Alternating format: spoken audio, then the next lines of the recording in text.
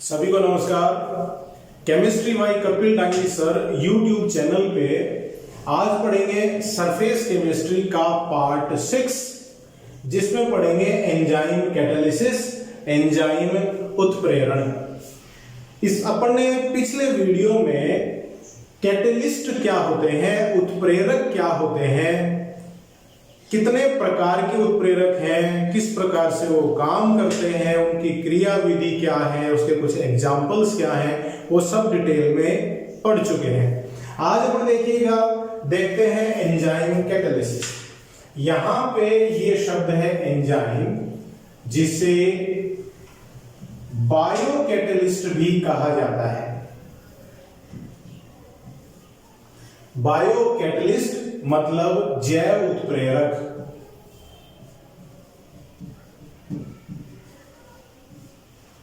है ये उत्प्रेरक, लेकिन कहां पाए जाते हैं?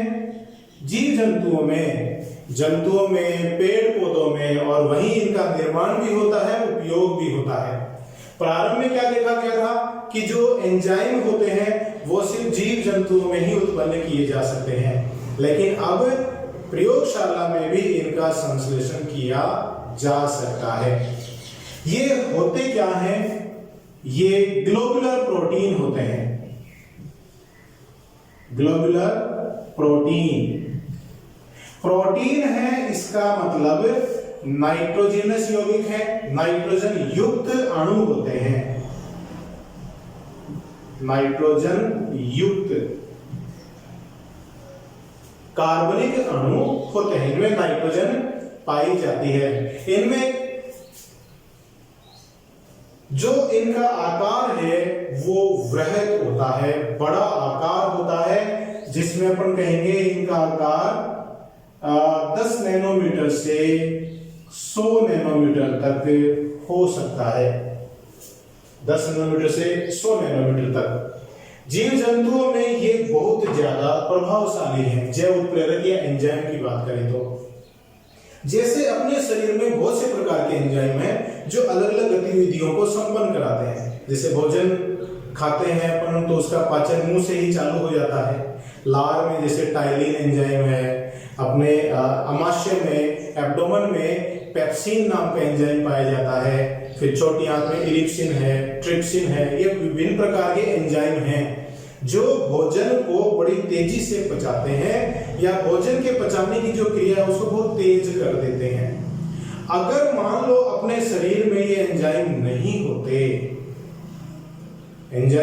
होते तो अपन जो एक समय का खाना खाते हैं, लंच ले लो चाहे डिनर ले लो, उसको पचाने में 50 साल लग जाएंगे। समझ रहे हैं ना? एक टाइम का भोजन पचाने में 50 साल लग जाएंगे अगर एंजाइम अपने शरीर में नहीं हो तो ये देखिएगा नाइट्रोजन युक्त यौगिक हैं और पेड़ पौधों में, जीव जंतुओं में ये पाए जाते हैं, जो विभिन्न प्रकार की गतिविधियों को संपन्न कराते हैं। कुछ अपन इसके अगर एग्जाम्पल ले लें, जैसे देखिएगा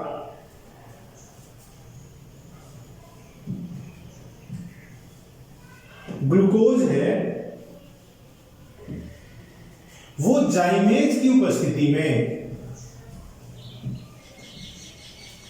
जाइमेज एंजाइम की उपस्थिति में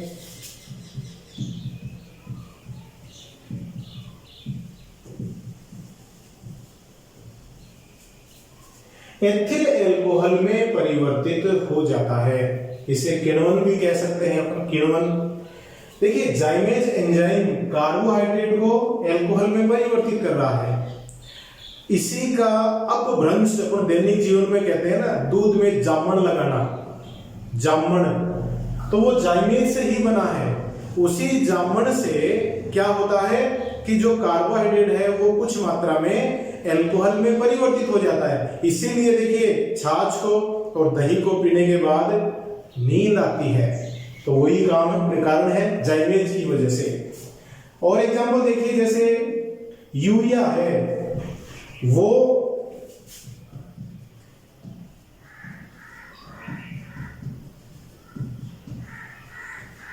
यूरिएज एंजाइम की उपस्थिति में अमोनिया वह CO2 में जल अपघटित हो जाती है। तो यहां जो एंजाइम काम में आया वो है यूरिएज एंजाइम। स्टार्च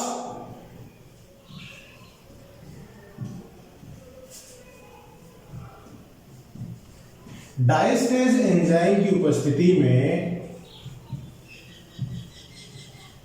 माल्टोस में परिवर्तित हो जाता है। माल्टोस क्या है? C12H22O11। तो ये है स्टार्च और ये स्टार्च डायस्टेज एंजाइम की उपस्थिति में जल अपघटित होकर माल्टोस में परिवर्तित हो जाता है। ये माल्टोस माल्टेस एंजाइम की उपस्थिति में ग्लूकोज में जल अपघटित हो जाते हैं।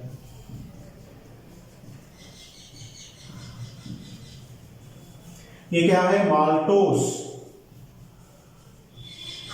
जो माल्टेस एंजाइम की उपस्थिति में दो अणु ग्लूकोज के बनाते हैं।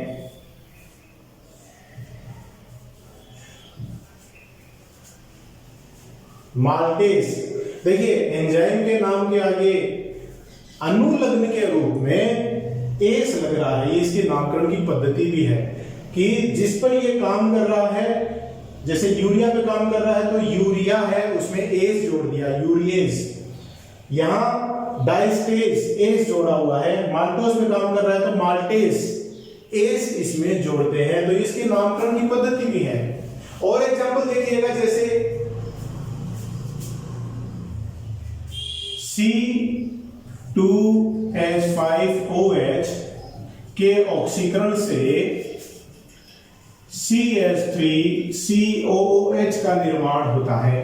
एथिल अल्कोहल का ऑक्सीकरण कराते हैं तो एसिडिक अम्ल का निर्माण होता है। ये होता है माइकोडर्मा एसिटाई एंजाइम की उपस्थिति में। अपने मुंह में जो लार होती है उसमें एक एंजाइम पाया जाता है जिसे टायलीन एंजाइम कहते हैं। वो क्या करता है? स्टार्च को पचाता है। अपने मुंह में स्टार्च का पाचन शुरू हो जाता है तो स्टार्च को ग्लूकोज में परिवर्तित कर देता है। टायलीन नामक एंजाइम स्टार्च को ग्लूकोज में परिवर्तित करता है। प्रोटीन है वो पेप्सिन नामक एंजाइम की उपस्थिति में एमिनो एसिड्स में अमीनो अम्लों में टूट जाता है। अपन जानते हैं कि जो प्रोटीन है बहुत से प्रकार के अमीनो अम्लों के मध्य पेप्टाइड बंधों के निर्माण से प्रोटीन बनता है। तो ये प्रोटीन पेप्सिन नामक एंजाइम के द्वारा अमीनो एसिड में टूट जाता है। पेप्सिन कहां पाया जाता है? पेप्सिन पाया जाता है अपने एब्डोमेन में, अपने पेट में पाया जाता है, जो प्रोटीन का पाचन करता है। और एग्जांपल देखिएगा, जैसे मिल्क है उसको कर्ड में मतलब दही में परिवर्तित करने के लिए जो एंजाइम प्रयुक्त होता है वो है लैक्टोबैसिलाई।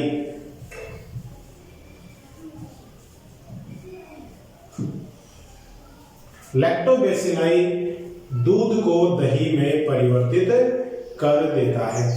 तो ये देखिए कुछ एग्जांपल्स लिए हैं अपने एंजाइम्स के, जो विभिन्न प्रकार की गतिविधियों को, अभिक्रियाओं को, मेटाबॉलिक एक्टिविटीज को अपने शरीर में या पौधों के शरीर में नियंत्रित करते हैं। अब देखिएगा, इन उत्प्रेरकों के कुछ विशिष्ट गुण होते हैं। विशिष्ट गुण देखिए कौन कौन से। पहला, ये बहुत ज्यादा इफेक्टिव होते हैं, बहुत ज्यादा प्रभावी होते हैं। इफेक्टिवनेस, ये इतने ज्यादा प्रभावी होते हैं कि अभिक्रिया के वेग को 10 की घात 20 गुणा तक बढ़ा देते हैं। देखिए कितना ज्यादा, 10 की घात 20 गुणा तक ये अभिक्रिया के वेग को बढ़ाते हैं। और इसके इफेक्टिवनेस की बात करें तो देखिएगा, एंजाइम के 1 मोल का 1/10 की घात 6वां भाग अभिक्रिया के वेग में 10 की घात 3 से 10 की घात 8 तक वृद्धि कर देता है। 1 मोल का 10 लाखवां हिस्सा अभिक्रिया के वेग में इतनी वृद्धि कर देता है, तो बहुत ज्यादा प्रभावी होता है। दूसरा देखिएगा, सूक्ष्म मात्रा।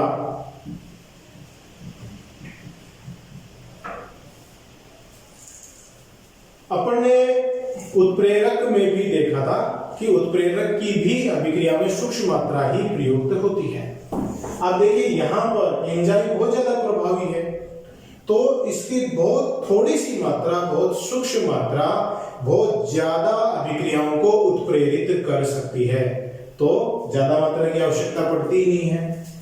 तीसरा, ये विशिष्ट होते हैं। एंजाइम बड़े विशिष्ट होते हैं। विशिष्ट देखिए यहां पे जैसे अपन बात करें, अपन ने विभिन्न एग्जांपल लिए कि जैसे अपन बात करें कि जो इन्वर्टेज एंजाइम है वो सुक्रोज का जल अपघटन करेगा और ग्लूकोज और फ्रक्टोज में उसको तोड़ देता है। अब ये इन्वर्टेज एंजाइम माल्टोज को ग्लूकोज में परिवर्तित नहीं कर सकता है, तो माल्टोज के जल अपघटन के लिए कौन से एंजाइम काम में आएगा? माल्टेज। जैसे मैं यहां पे लिखूं सुक्रोज C12H22O11, इसका अगर जल अपघटन करें, ये क्या चीज है? सुक्रोज, जो कि इन्वर्टेज एंजाइम की उपस्थिति में किसमें जल अपघटित हो जाएगा? C6H12O6 मतलब ग्लूकोज और फ्रक्टोज में। ग्लूकोज और फ्रक्टोज के अणुसूत्र समान है, लेकिन इनके कार्बोहाइड्रेट की अपन चैप्टर की बात करेंगे तो उसमें देखेंगे कि ये एल्डोहेक्सोस होते हैं, ये कीटोहेक्सोस होते हैं। फ्रक्टोज है वो कीटोहेक्सोस है, कीटोनी समूह पाया जाता है, और ग्लूकोज में एल्डिहाइड समूह पाया जाता है। अणुसूत्र समान है इनके। अब यहाँ इन्वर्टेज एंजाइम सुक्रोज का जल अपघटन कर रहा है। अगर अपन माल्टोज की बात करें तो माल्टोज का जो अणुसूत्र है वो सुक्रोज के समान है, संरचना अलग है इसकी। माल्टेज एंजाइम की उपस्थिति में यह 2 अणु ग्लूकोज बनाता है।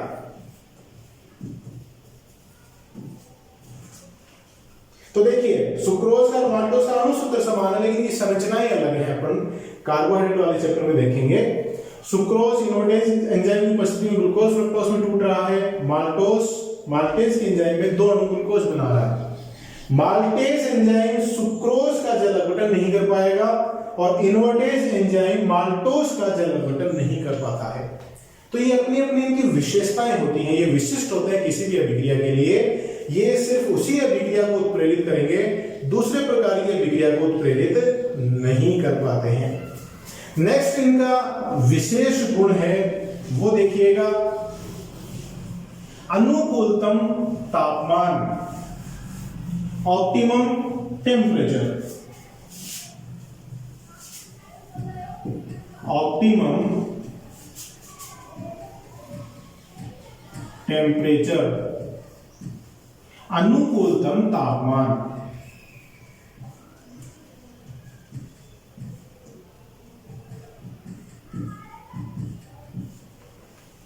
देखिए इसका क्या मतलब है, एक आरेख से अपन देख लें। इधर है क्रियाशीलता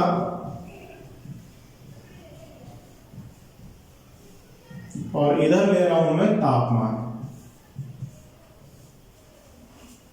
ठीक है, तो एंजाइम की क्रियाशीलता और तापमान के मध्य जो आरेख खींचते हैं वो कुछ इस प्रकार का प्राप्त होता है।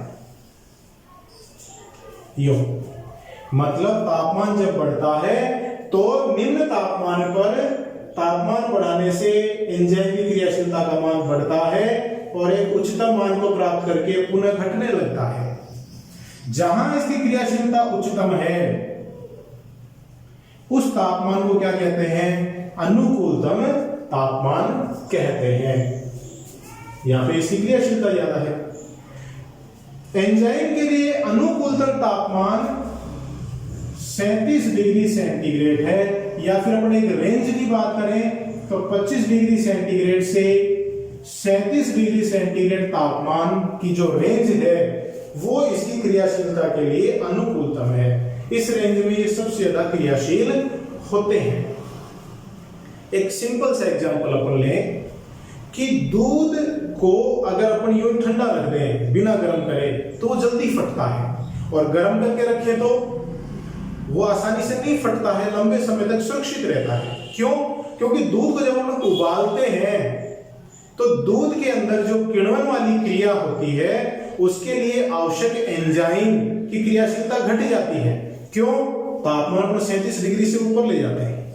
दूध को जब उबालते हैं तापमान 37 डिग्री से ऊपर चला जाता है, तो उसके किण्वन में जो एंजाइम भाग लेते हैं उनकी क्रियाशीलता घट जाती है और दूध लंबे समय तक सुरक्षित रहता है, फटता नहीं है। तो ये देखिए 37 डिग्री जो अपने शरीर का तापमान भी है, ये एंजाइम्स के लिए अनुकूलतम तापमान होता है। अनुकूलतम पीएच की अगर अपन बात करें, ऑप्टिमम पीएच, अनुकूलतम पीएच, तो इसका मान होता है 7.4। 7.4 जो अपने शरीर का पीएच भी, शरीर का मतलब ब्लड का पीएच भी है, तो 7.4 पीएच एंजाइम के लिए अनुकूलतम पीएच होता है। तो इतने पीएच पर इसकी क्रियाशीलता सबसे ज्यादा होती है। अब इसमें देखिएगा एंजाइम जब क्रियाशीलता दर्शाता है या काम करता है तो उसके साथ में कुछ ऐसे विशेष प्रकार के तत्व या यौगिक होते हैं जो उसकी क्रियाशीलता को प्रभावित करते हैं। वो यौगिक या तत्व देखिए क्या है। अगर अपन बात करें वर्धक,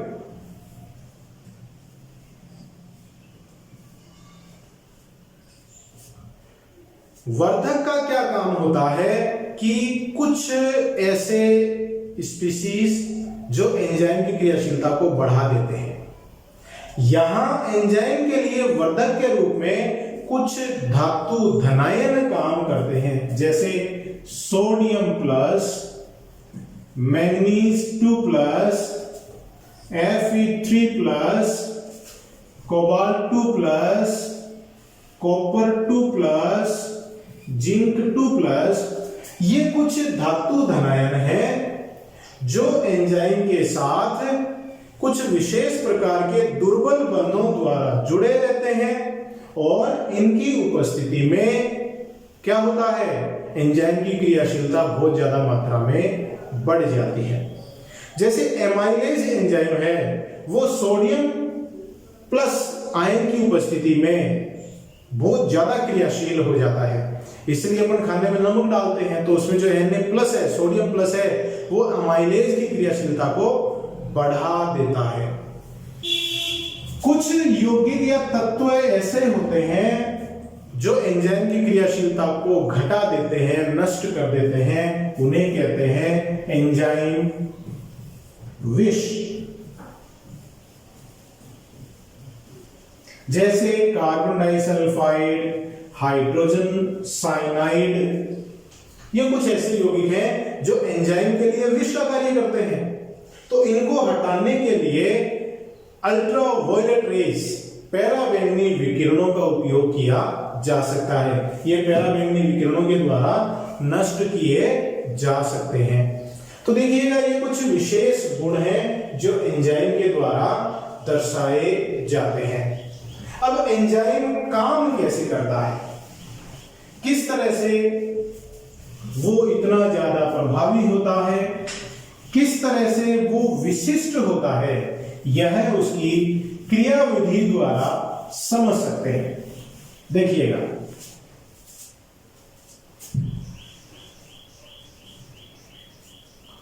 क्रिया विधि देखें अगर अपन,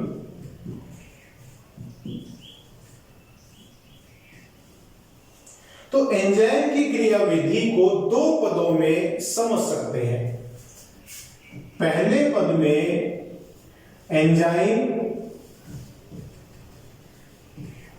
सबस्ट्रेट के साथ, मतलब क्रियाधार, सबस्ट्रेट का मतलब क्रियाधार, क्रियाकारक भी आप कह सकते हैं,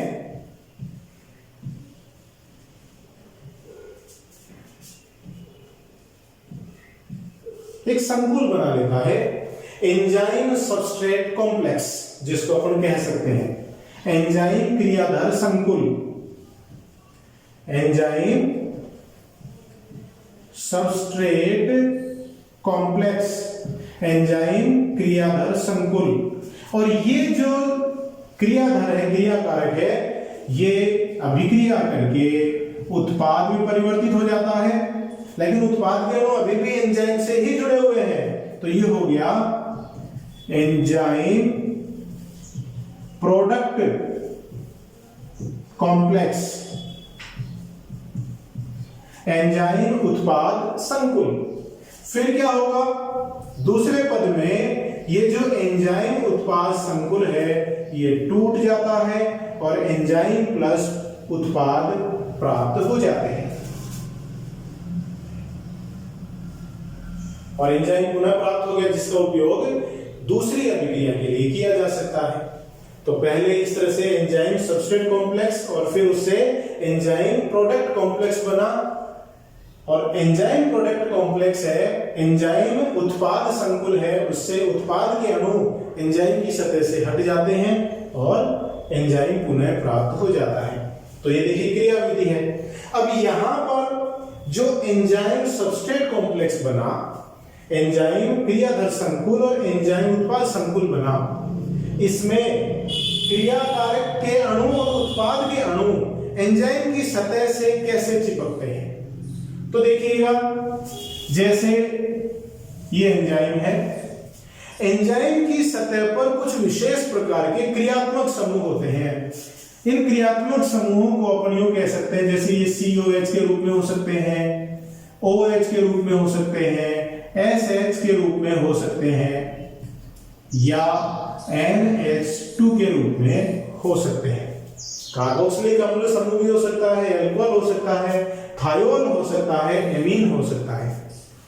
इन मुक्त क्रियात्मक समूहों को अपन सक्रिय केंद्र कह रहे हैं। जब अभिकारक के अणु एंजाइम के संपर्क में आता है तो अभिकारक के अणु इन मुक्त क्रियात्मक समूहों या सक्रिय केंद्रों के साथ या तो हाइड्रोजन बंधों के द्वारा जुड़ जाते हैं या कुछ अन्य सहसंयोजक बंध भी इसमें बना सकते हैं, इनके साथ वो क्रिया कर सकते हैं। अब एंजाइम की सतह पर सिर्फ वे अभिकारक ही आकर जुड़ पाएंगे जो इन सक्रिय केंद्रों के साथ क्रिया कर सकते हैं, इन सक्रिय केंद्रों के साथ जुड़ सकते हैं।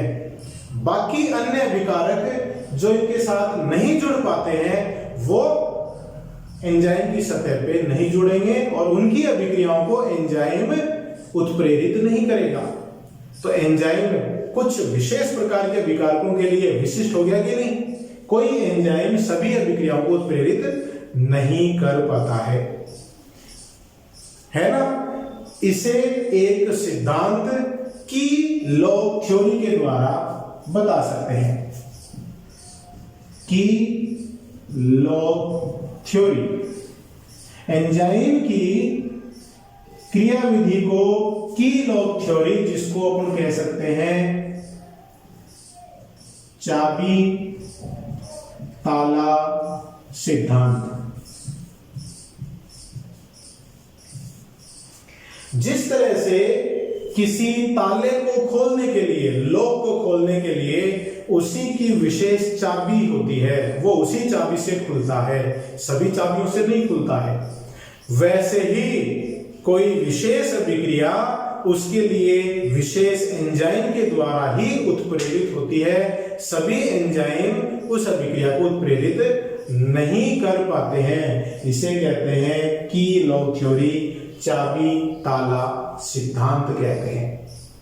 तो ये हो गई क्रियाविधि जिसमें अपन समझ सकते हैं कि एंजाइम किस तरह से काम करता है, किस तरह से वो सूक्ष्म मात्रा में प्रयुक्त होता है, किस तरह से वो विशिष्ट होता है। ये अपन इसकी क्रियाविधि द्वारा समझ सकते हैं। एंजाइमों का एक विशेष गुण और है, जैसे ये कोलॉइडी प्रकृति के होते हैं। आगे अपन इसी चैप्टर में पढ़ेंगे कि कोलॉइड क्या होता है। ये कोलॉइडी प्रकृति के हैं। कोलॉइडी प्रकृति के होने के कारण इनमें अगर सूक्ष्म मात्रा में विद्युत अपघट्य मिला दें, विद्युत अपघट्य, तो इनका स्कंदन हो जाता है। ये विलयन से पृथक हो जाते हैं। ये देखिए इनका विशेष गुण है, कोलॉइडी प्रकृति के हैं, विद्युत अपघट्य की उपस्थिति में ये स्कंदित हो जाते हैं, विलयन से पृथक हो जाते हैं। यह भी इनका विशेष गुण है। अब देखिए एंजाइम के बाद एक बहुत ही इंपॉर्टेंट टॉपिक है जो एंजाइम और कैटलिस्ट से संबंधित ही है, जिसके बारे में बोर्ड एग्जाम में या कॉम्पिटिशन्स में बहुत बार पूछा गया है, और वो है जियोलाइट्स। आकार वर्णात्मक उत्प्रेरक। जियोलाइट्स आकार वर्णात्मक उत्प्रेरक भी इसे कहते हैं। जियोलाइट्स होते क्या हैं? जियोलाइट्स होते हैं एल्यूमिनो सिलिकेट्स।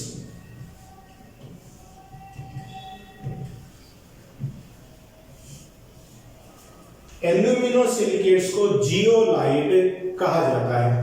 देखिए एल्यूमिनो सिलिकेट का मतलब सिलिकॉन जो क्रिस्टल है उसकी कुछ इस तरह की संरचना होती है।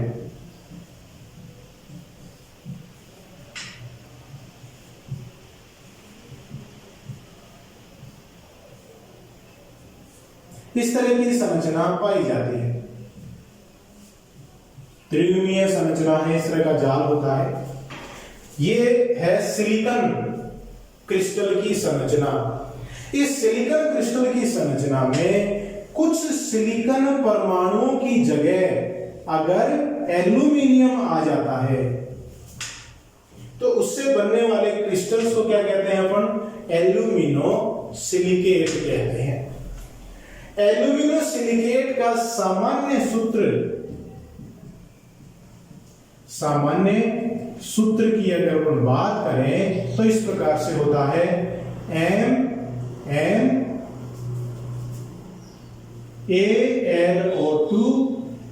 X SiO2 Y whole Z MS2O।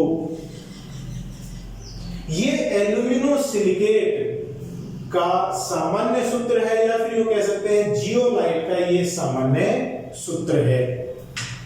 यहां जो M है, M कोई धातु है जो सोडियम धातु भी हो सकती है, पोटेशियम धातु भी हो सकती है, कैल्शियम धातु भी हो सकती है।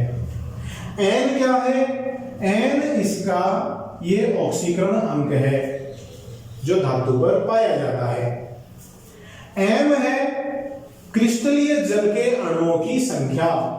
M की जगह जो जल के अणु क्रिस्टल के साथ जुड़े हुए हैं उनकी संख्या है, क्रिस्टलीय जल के अणुओं की संख्या।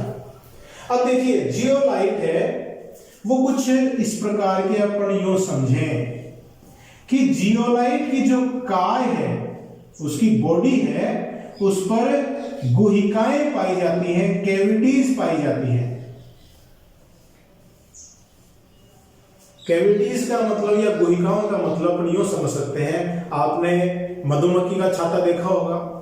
मधुमक्खी के छाते के अंदर विभिन्न कैविटीज या गुहिकाएं हैं जिसके अंदर मधुमक्खियां रहती हैं। तो उस तरह की अपन संरचना इसको समझ सकते हैं, जैसा मधुमक्खी के छाते की संरचना है। ये गुहिकाएं हैं। इन गुहिकाओं का आकार 200 60 पिकोमीटर से 740 पिकोमीटर तक होता है। गुहिकाएं हैं इस तरह से, और उनका गुहिकाओं का कैविटीज का आकार 260 पिकोमीटर से 740 पिकोमीटर तक होता है, और इन गुहिकाओं में जल भरा हुआ होता है, जल भरा रहता है। ठीक है, जब अपन इस जियोलाइट को अक्रिय वातावरण में गर्म करते हैं तो ये जल है, ये वाष्प के रूप में वाष्पीकृत होकर निकल जाता है और गुहिकाएं रिक्त हो जाती हैं। क्लियर? अब आप पूछेंगे ये इसका उपयोग क्या हुआ, अभी तक उपयोग तो बताया ही नहीं। उपयोग ये है कि गुहिकाओं का आकार निश्चित या विशिष्ट होने के कारण ये कुछ इन्हीं आकार वाले अणुओं के मध्य अभिक्रियाओं को उत्प्रेरित कर सकती हैं। इन गुहिकाओं में सिर्फ उन्हीं अभिकारकों के अणुओं की अभिक्रियाएं संपन्न हो सकती हैं जिनका आकार इन गुहिकाओं के आकार के बराबर या उससे कम होता है। तो ये बड़े आकार के अगर अणु है तो वो इसके द्वारा उत्प्रेरित नहीं होंगे। तो देखिए ये उत्प्रेरक कैसे हैं? आकार वर्णात्मक। इन्होंने उन्हीं अभिक्रियाओं का वर्ण किया है, चयन किया है जिनका आकार इन गुहिकाओं के आकार की कोटि का होता है। समझ गए होंगे आप, इसीलिए इसको आकार वर्णात्मक उत्प्रेरक कहते हैं जियोलाइट को। अपन जैसे एग्जांपल लें, एक बहुत ही इंपॉर्टेंट जियोलाइट है ZSM5। इसको दिमाग में अच्छे से बैठा ले। ZSM5 क्या करता है? एल्कोहल को गैसोलीन में परिवर्तित करता है, पेट्रोल में परिवर्तित करता है। बहुत बार कंपटीशन में और बोर्ड एग्जाम में ये पूछा गया है कि एल्कोहल को गैसोलीन में परिवर्तित करने वाले जियोलाइट का नाम लिखिए। तो नाम क्या हो गया? ZSM5। तो ये थे आज के अपने टॉपिक सरफेस केमिस्ट्री। अपन इसी YouTube channel chemistry bye Kapil Dangi sir पे आगे पढ़ते रहेंगे। तो आप हाथ धोते रहिए, केमिस्ट्री पढ़ने के लिए मेरे वीडियोस देखते रहिए। बहुत बहुत धन्यवाद।